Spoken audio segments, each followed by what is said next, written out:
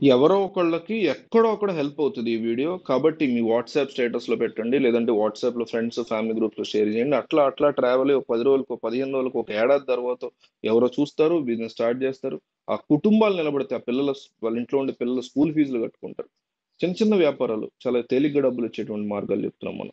ఈరోజు మనం palm oil business గురించి తెలుసుకుందాం.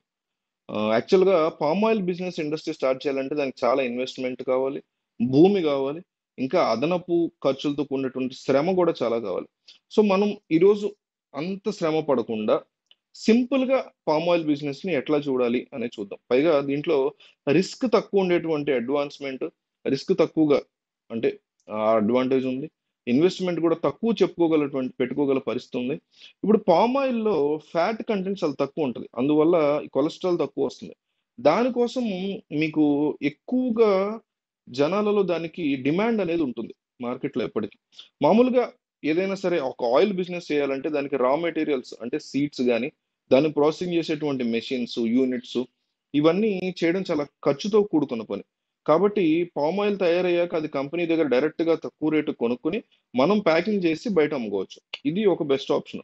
పామ్ ఆయిల్ రేట్స్‌ని కూడా సీజన్‌ని బట్టి మారుతూ ఉంటాయి. సరైన సీజన్‌ని మనం ఎంచుకోవాలి. ఫిబ్రవరి, మార్చ్‌లో రేట్ చాలా తక్కువుంటుంది. నవంబర్, డిసెంబర్‌లో రేటు విపరీతంగా పెరిగిపోతుంది. సో, మనం తక్కువ రేట్‌లో ఫిబ్రవరి, మార్చ్ ఆ టైంలో కొనుక్కొని దాన్ని ఒక స్టోరేజ్ అనేది చేసుకోవాలి. స్టోరేజ్ హౌస్ అనేది మనకు దానికి కావాలి కాబట్టి దానికి ఒక 20,000 వరకు ఖర్చవుతుంది. సో, మన హోల్‌సేల్‌లో పామ్ ఆయిల్‌ని గనక కొంటే కేజీ రూ. 40 చొప్పున అంటే ఒక 1000 కేజీలు అంటే టన్ అంటాం గదా! ఒక టన్నుకి రూ. 40,000 ఒక టన్ను మన చేతికొస్తది. సో, మనం అలా ఒక టన్ను కొనుక్కొని మన రూ. 20,000 ఖర్చు పెట్టినటువంటి స్టోరేజీలో దాన్ని స్టోర్ చేసుకోవాలి.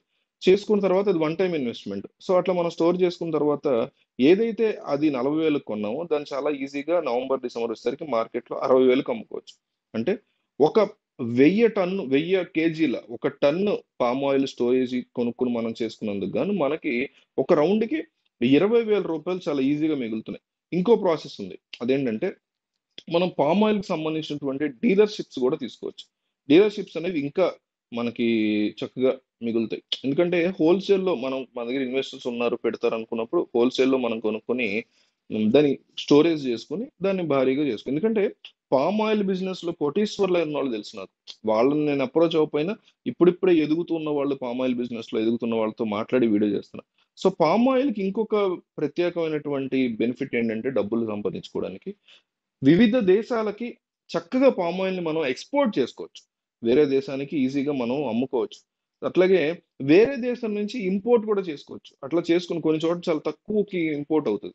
అట్లా చేసుకొని దానికి టాక్స్ గాని, జీఎస్టీ గాని ఇవన్నీ చాలా ప్రొసీజర్స్ ఉంటాయి. అవన్నీ ఫిలప్ చేసుకొని మనం ఇంపోర్ట్ చేసుకోవాలి. దాంతో పాటు మార్కెటింగ్ అని ఏ బిజినెస్ కైనా ఇంపార్టెంట్ మనం ఎప్పుడు మాట్లాడుకుంటాం కాబట్టి తక్కువ మార్జిన్‌తో ఇంపోర్ట్ చేసుకున్నది కావచ్చు, డీలర్‌షిప్ కావచ్చు, హోల్‌సేల్స్ నుంచి అంటే మ్యానుఫ్యాక్చర్ నుంచి కొనుక్కొని హోల్‌సేల్‌లో గావచ్చు.